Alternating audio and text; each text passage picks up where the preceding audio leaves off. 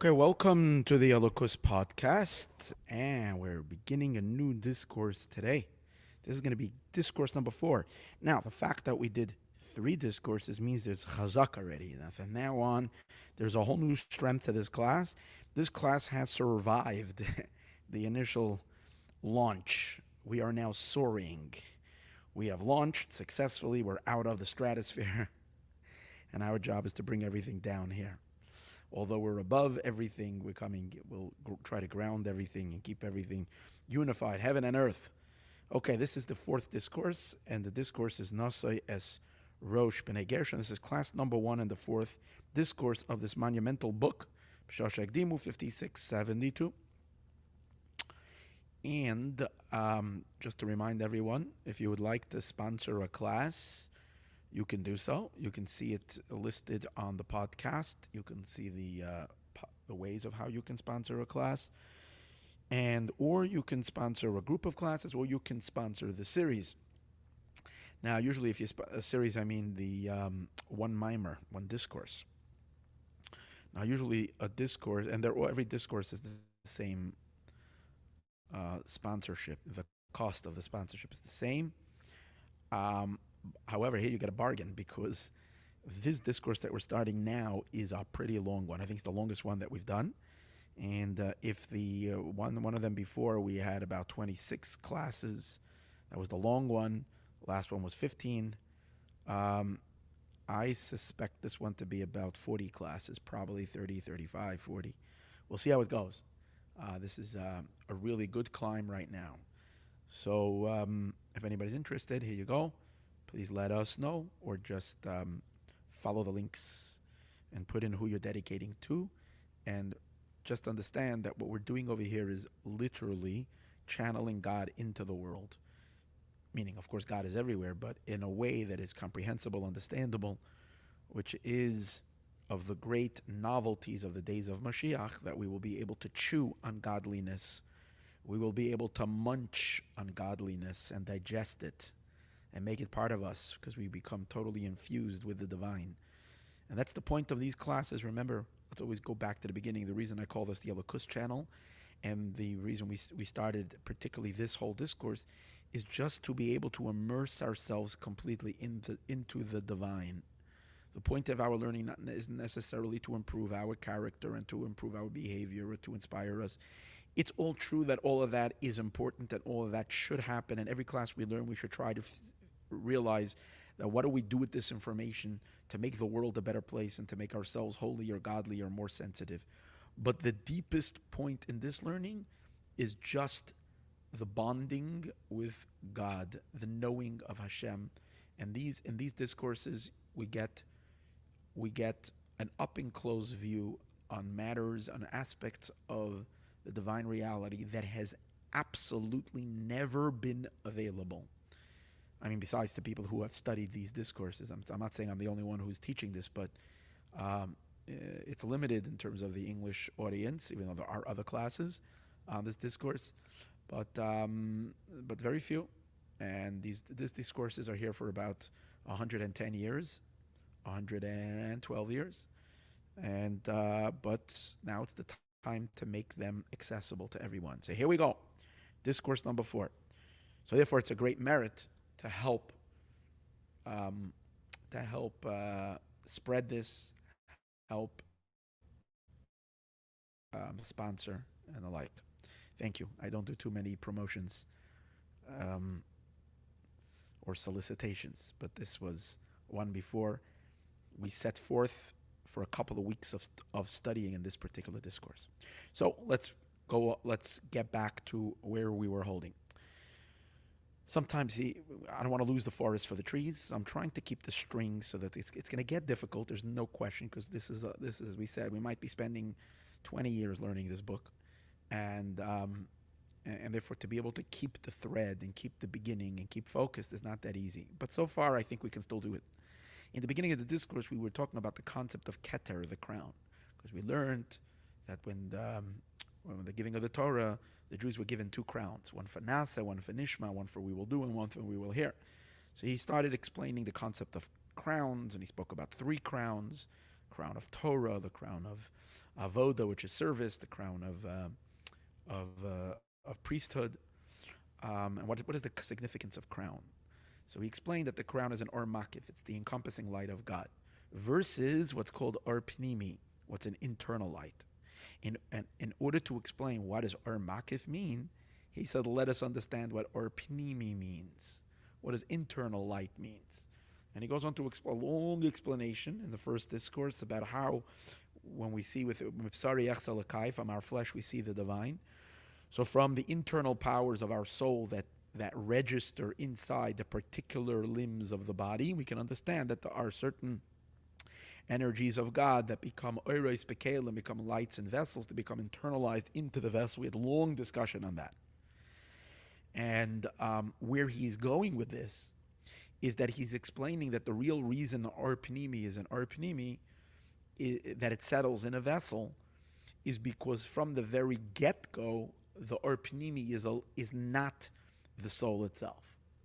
The reason why the soul, the or pnimi, is able to settle into a vessel and be internalized in a vessel, which a vessel is a limitation, is because although the or pnimi, the internal light, exists within the soul, because the soul contains all these powers, but yet it's not the soul itself.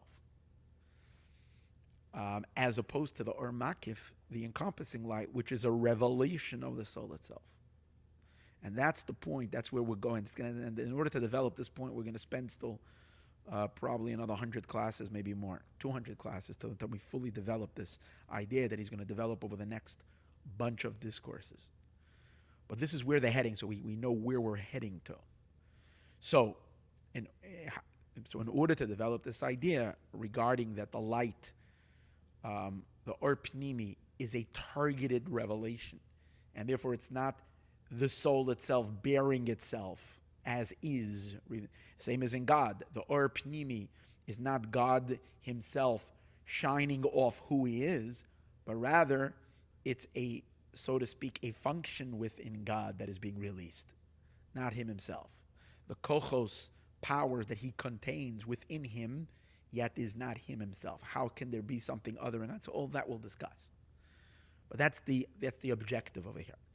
But in order to prove that, one might have thought, no, the oiros, the lights are really pshutim. The lights, the oir that goes into vessels, is really simple with utter simplicity. It originates in the pure Or Ein Sof.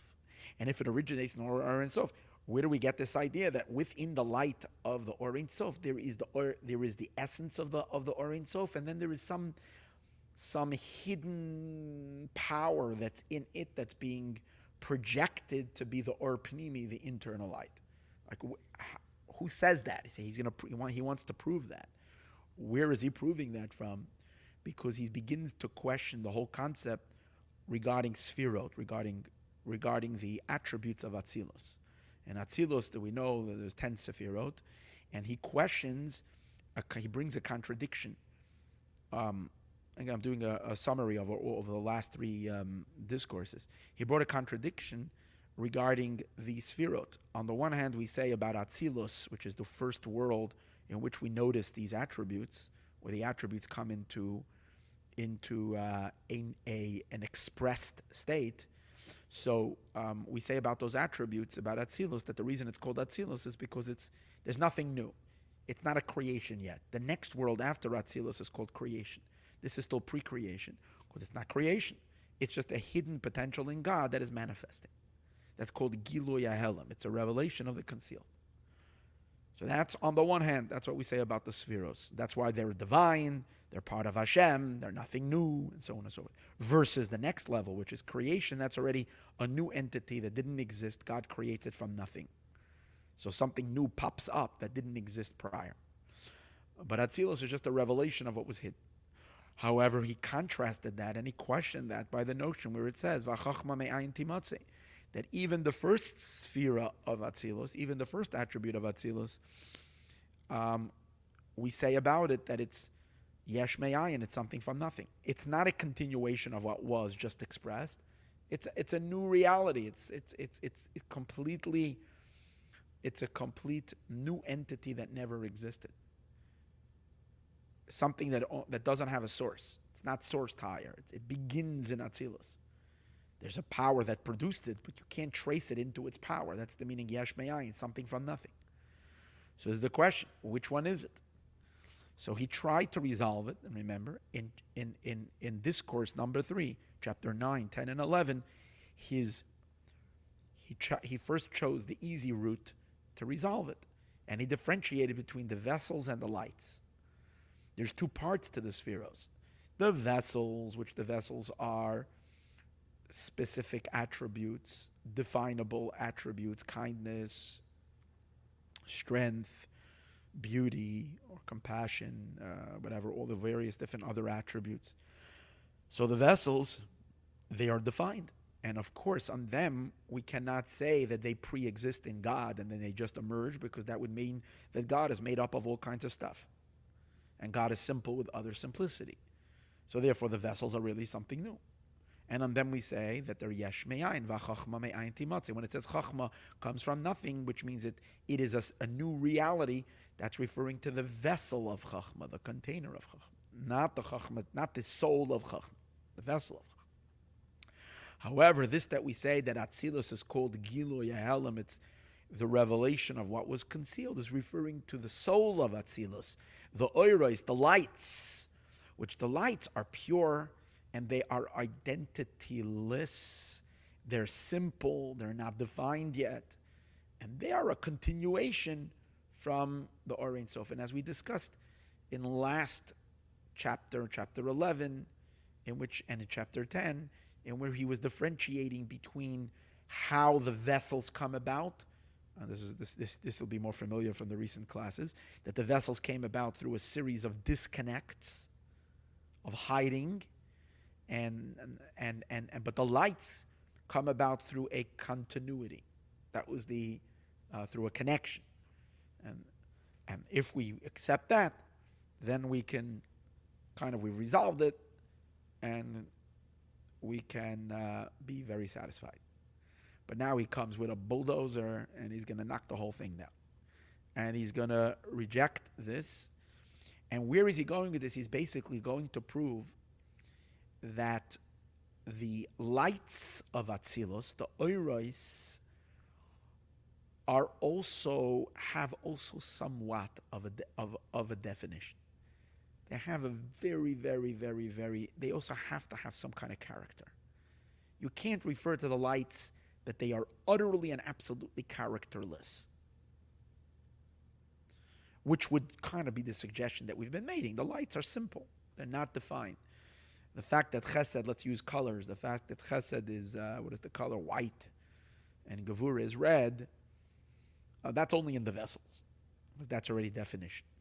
But the energy is a pure, simple energy that's the same in all the sefirot. He's going to reject that, because he's going to prove, and the way he's going to prove it is he's basically going to show us, he's going to use a few different proofs, but he's going to say that the differentiation between the sefirot doesn't begin when they enter into a vessel. The lights are already differentiated. Now, if they have no character, what differentiates it? No, how can we say that there are 10 lights? There are no 10 lights. There's one light. It's like the example that we've given. If you have a light, like a traffic light, it's one light, and the reason why you're seeing green, yellow, and red is because the coloring of that of the glass, the plexiglass or the plastic, whatever it is. When the light is coming through a green, a tainted, a painted, a dyed, a glass that's dyed green, the light is green. When the glass is coming through, a yellow, it's emanating a yellow light. When the glass is coming through a red, it's a red light. But the light is exactly the same.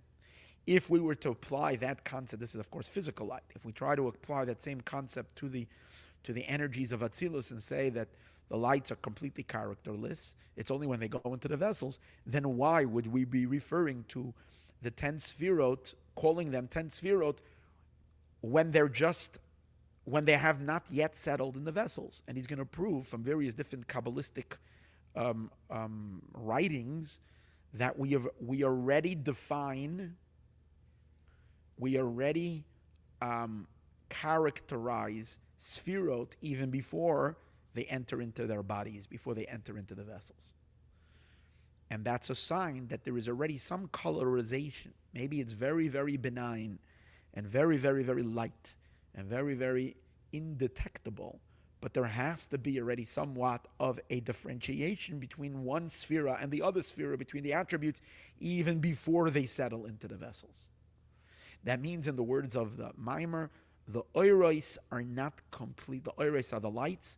They are not completely pshutim. Pshutim meaning simple. They have already some curve to them, some leaning, some definition to them. Let's read inside. Remember that every discourse was, as I said many times, the discourse was written as one long continuation of chapters upon chapters, but when the Rebbe delivered them, he spliced them, and he delivered them, a few chapters at a time. Each one was delivered on a different Shabbos, usually on a Shabbos or on a holiday. And on the Shabbos, he therefore made an opening to each attribute, to each Maamor, to each discourse, with the content of the Torah portion of the week. And it's amazing how he always finds the connection. He's dealing with the most deepest ideas, and yet he always finds the right connection, how to slip it in and find a question and an answer in the Torah portion, which becomes resolved by understanding this concept, and this will resolve. You can see it's the hand of God. It's impossible otherwise to achieve this. So let's take a look. Naso, so the week after Shavuos, the first three discourses were said on the holiday of Shavuos, and this is the first Shabbos after Shavuos. Actually, it's a combination, 2 weeks. It looks like it was said in 2 weeks, but they combined it into one. That's why it's a long discourse. Now I understand. I thought this one was a longer one than the other ones, because it was said it was a merge of 2 weeks, Parshas Nasai and Parshas Bahaloscha. Okay, two Shabboses. Naso is Rosh b'nei Gershom gamim l'mishpachoisa. It says in Numbers, it says in the beginning of the second Torah portion of Numbers, Parshas Naso, over there it's talking about counting the Jews. In general, the book of Numbers speaks about counting the Jews. After it finishes counting the Jews, which were counted when the people take a census of the Jews, and they were counted when they were 20 years up, all males from 20 and over. Then God instructs Moshe to count the Levites. The Levites had a whole separate counting. They were counting from 30 days and up. And after there is a general counting of all the Levites, there is a specific counting, a third census done. And these were for the Levites that were from 30 years and over. And these are the Levites that were employed in the temple service. They had to be 30 years old to be part of this army, the army of workers. So there was a count of the Levites from a month old, and then there was another count. And this count, they were counting the individual workforce, because the three families of the Levites, Gershon, Kahas, and Merari, each one was appointed to a different part of carrying. It was in the desert, they carried the tabernacle, the Mishkan. They moved it from place to place. Each family was assigned a certain task. So in the end of the previous Torah portion, which is the first Torah portion of the book of Numbers, Parshas Bamidbar, the instruction was already given to count the family of Kahas. Now, Kahas had the most valuable part of the Mishkan. They carried the ark, they carried the menorah, they carried the utensils, which are like, in a sense, is the holiest. And that's in the end of the book, the end of the first Torah portion. The second Torah portion begins in the middle of the subject of counting the workforce, but it begins with the second family, and that is the family of Gershon. Now, the words it uses is Nasai es Rosh, lift up the heads. Now, lifting up the head means to count, which is one of the questions he's going to ask. Why, when you're telling to count, is it called lifting up a head? Say Safar. Safar means to count. Lispor, to count. Like we say, Al Sfira to Omer, to count to Omer. So it should be Safar es B'nei Gershon. It doesn't say that. It says Nasai es Rosh, lift up.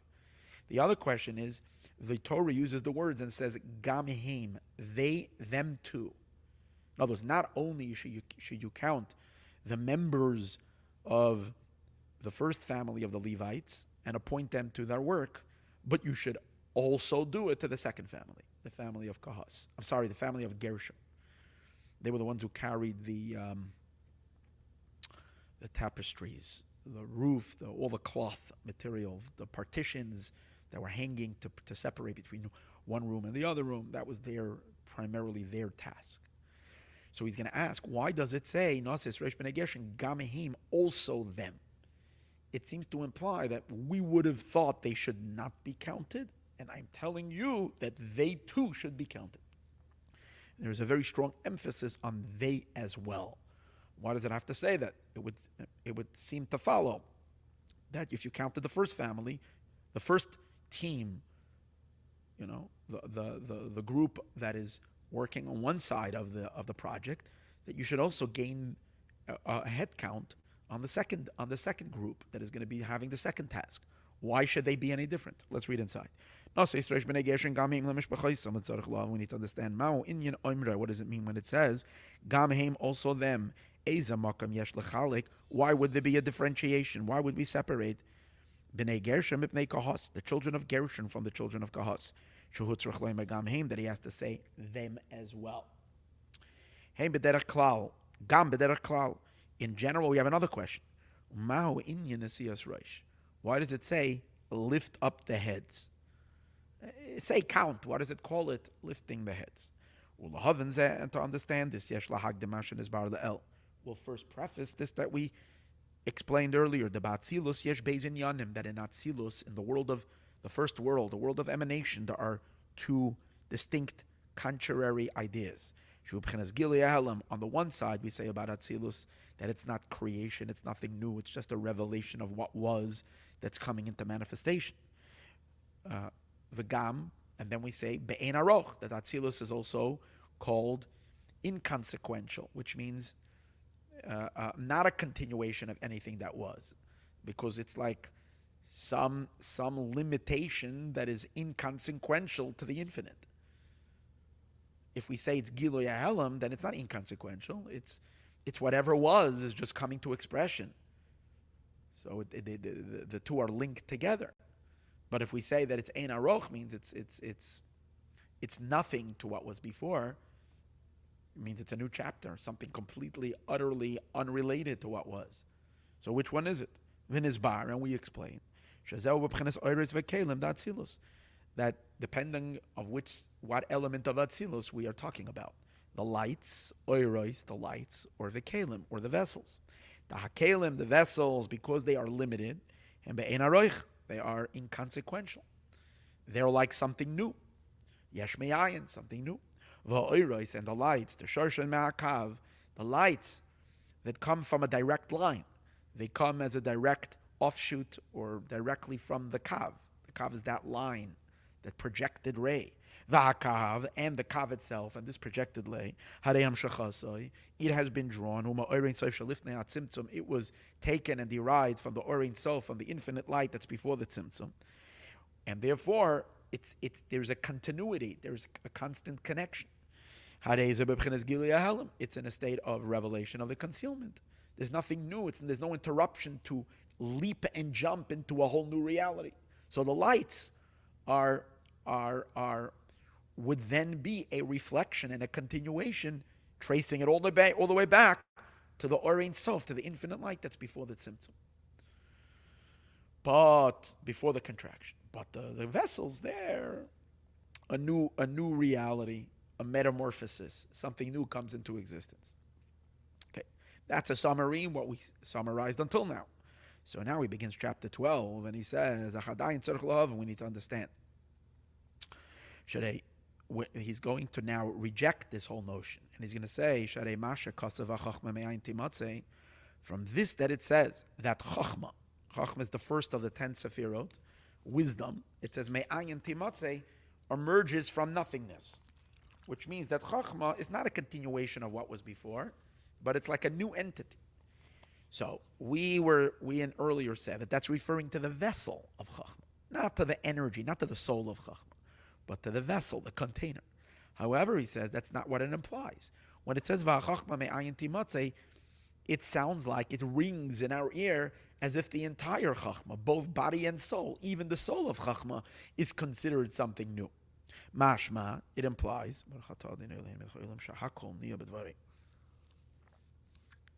Mashma, it implies the koi that it's referring al klolos hachachma, on the general chachma, the general power of wisdom. Gam b'chinas ha'or chachma, even the light of chachma, shehu b'chinas ein aroch, that even on the light of chachma we say that it is considered inconsequential legabe orein sof, to the orein sof. It's a new reality. It's not a continuation of the orein sof. It's not similar to the orein sof. Ke'erech yesh legabe ayin, and it has the value of a something compared to nothingness. Just like a something, once something is something. See, to us, when something is a something, it draws attention. When there's nothing, then it doesn't draw attention. But in Hasidism, from a true perspective, it's the total opposite. Once something is something, it's stiff, limited, and in a sense dead, because all that it is just this limited, constricted entity. When something is still, when we're still in the state of nothingness, then there is infinite possibility of what can become. I was just talking to someone who was very, very depressed because he's having a hard time in his life. Is how his life is coming apart, and to him it's like his entire world is crashing. And I'm trying to lift up his spirits, and of course it's very hard, and I feel for him very much. But in the discussions I was having, it's like this is the point, that sometimes things crash and everything disintegrates, because when you are successful and you have whatever you have, then it's great, but then there is a certain limitation, there's a certain boundary, there's a certain definition that defines your reality. And sometimes God wants to make of you something infinitely bigger than what you have.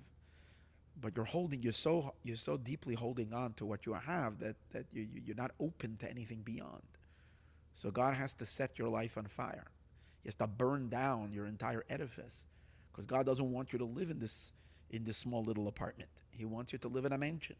But you're never going to buy a mansion. Why? Because you can't think, you can't fathom that you should have a mansion. So what he does is he forces you out of your little apartment by burning it down. Then you're stuck. So now you have to make something. So then you start learning. Then he can show you the great potential. And that's the idea of, so ayin, nothingness, is in a sense a much greater state, because you don't have yet limitations. So we say chachma, we're saying the entire chachma, even the soul of chachma is considered yesh, is considered something compared to ayin, because we say v'chachma me'ayin. That means that chachma is already definition. And therefore it's not a continuation to what was before, because before you still have the infinite potential. But didn't we say earlier in the 8th chapter, if this is the case, but it doesn't seem to fit with what we were learning earlier. What did we say about the lights of Atzilus? We said the lights of Atzilus, they are directly born from the Kav. And the Kav is plugged in, is a revelation post-Tzimtzum from the light that's before the Tzimtzum. Remember, we learned it's a continuation. The very same light that's before the Tzimtzum it was interrupted. It was like we learned in the last class at the end of the 3rd discourse. We learned it was a total blackout, a total no, and then the light came back. But what came back? It came back, the very same light. So it comes out according to that there is, and so from the Orein Sof extends a kav, a line, a ray, and then that thread kav of Orein Sof extends, we might say, little twigs go off of it, branches, and they become the lights of the Sefirot. So it would seem like it's all one continuation, which means that it's not something new. So that's his question. That the kav is drawn from the Orein Sof. That's before the Tzimtzum. That means that the lights then, since the kav is beligvul, beligvul means without a limit, the branches, the twigs that come off from it is also beligvul, are also limitless.